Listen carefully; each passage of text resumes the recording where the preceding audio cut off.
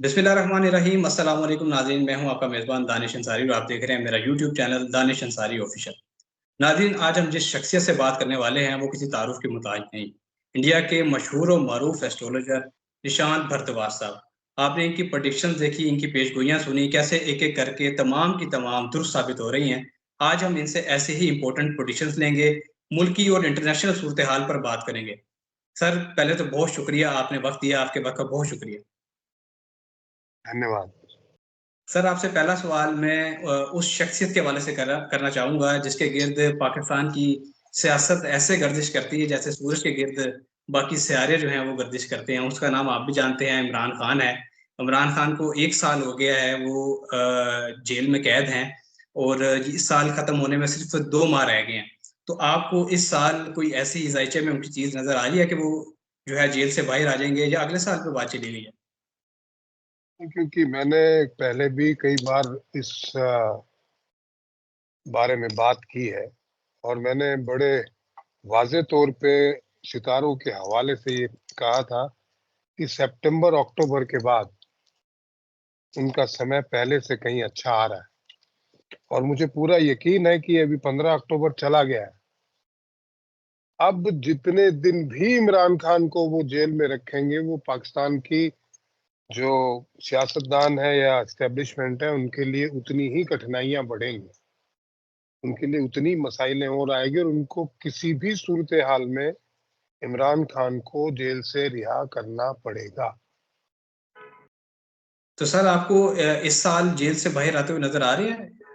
मैं अ, आप ये खबर किसी भी दिन सुन सकते हैं। अब अच्छा क्योंकि किसी भी अब आप उनका अब जो समय शुरू हुआ है, उस हवाले से मैं कह रहा हूँ, किसी भी दिन ये आपको खबर आ सकती है कि इमरान खान को जो है, वो जेल से रिहा कर दिया। वैसे भी सारे मुकदमे झूठे हैं, किसी में कोई झूठे दम है नहीं। ठीक है, ठीक है। सर इमरान खान की जमात जो है उसके हवाले से आप क्या कहेंगे? 1 साल हो गया बल्कि 2-3 जब से हुकूमत गई है इनकी, तो बड़ी मुश्किल वक़्त गुज़ार रही है ये हुकूमत। टफ़ टाइम तो दे रही है मौजूदा हुकूमत को, शहबाज़ शरीफ की हुकूमत को, लेकिन हर महाज़ पर इस पीटीआई की जो पार्टी है, इसको नाकामी समेटनी पड़ रही है। कोई इसका बेहतर मुस्तकबिल नज़र आ रहा है इमरान खान की जमात का? नहीं, देखिए क्या होता है, आप सच को परेशान कर सकते हैं, सच को पराजित नहीं कर सकते, उसको शिकस्त नहीं दे सकते। अंत तो गत्वा सच ही जीतेगा। मैंने पहले ही कहा था कि जीतेंगे इमरान खान, लेकिन उनको वज़ीर-ए-आज़म बनने नहीं दिया जाएगा। ठीक। मैंने ये भी कहा था कि भाई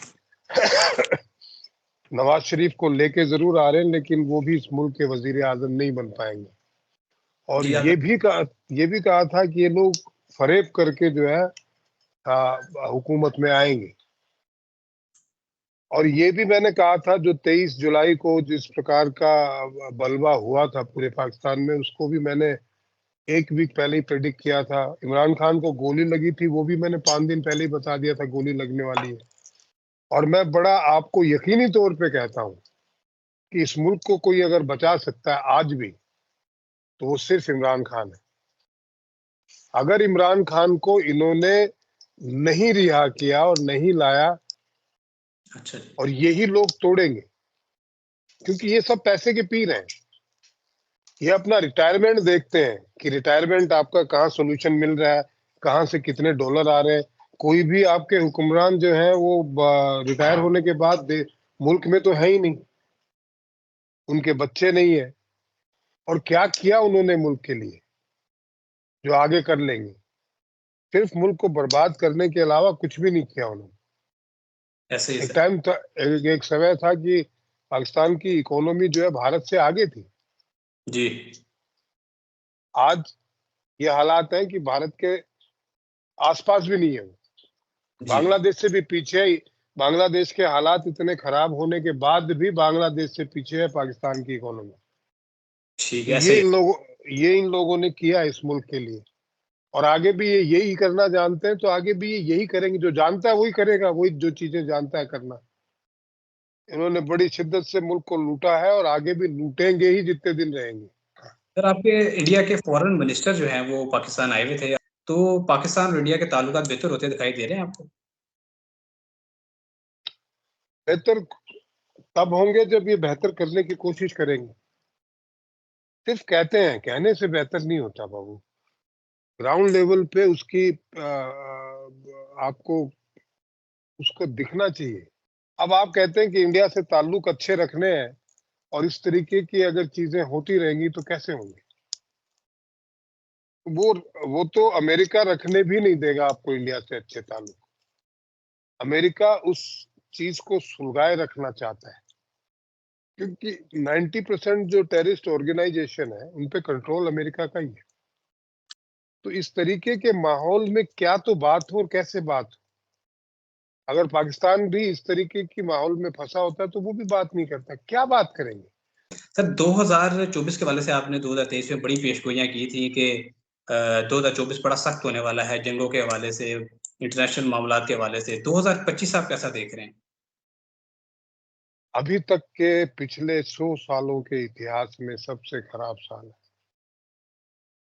अच्छा। मतलब 2025 एक ऐसा साल है जिसे दुनिया जो इस समय से रूबरू होंगे वो अपने पूरे जीवन काल में उसको याद रखेंगे। सितारों के हवाले से मैं आपको बताता हूँ कि इससे ज्यादा खराब सितारे मैंने अपने पूरे लाइफ टाइम में कभी नहीं देखे। अच्छा दो जी। दो बड़ी जंगें हुई हैं, दो 1939 की, 42 की, तो दो वर्ल्ड वॉर हुई है। एक्चुअली वर्ल्ड वॉर की ऑफिशियल जो वर्ल्ड वॉर तो शुरू हो चुका है, ऑफिशियल जो अनाउंसमेंट है वो 2025 से होगा। ओके।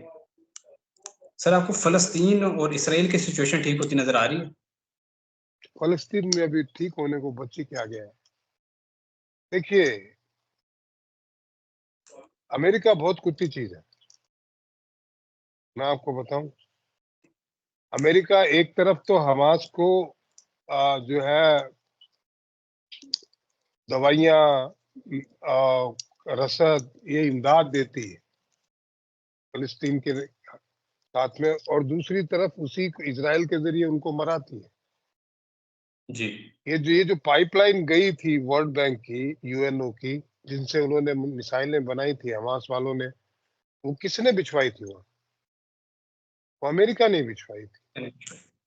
चीन ने उनकी मदद की उसको काट काट के बनाने में।